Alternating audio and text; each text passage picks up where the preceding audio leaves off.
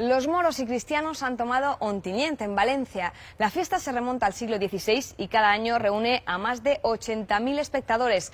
Vamos a ver qué ambiente se respira a esta hora. Almudena Talón, cuéntanos.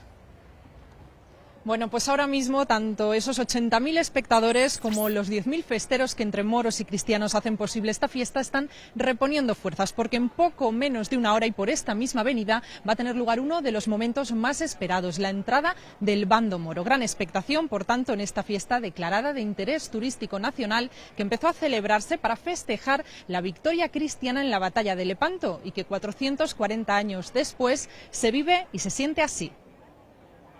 Es la música de tambores y cornetas, la señal de que el bando cristiano está en las calles. La fiesta impresionante, no podemos pasar un año sin estar aquí.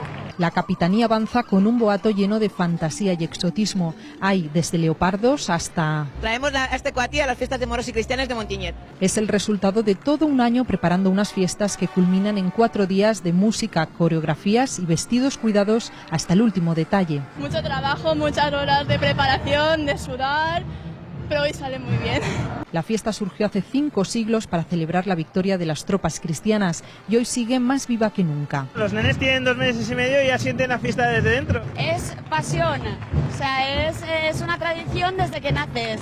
Es que casi antes sin andar ya te han puesto un traje de festero. El paso del capitán cristiano y de su mujer, la favorita, exalta al público en una celebración que aglutina a los autóctonos y a los de fuera. Yo soy de Logroño, nunca voy a volver a vivir una experiencia así.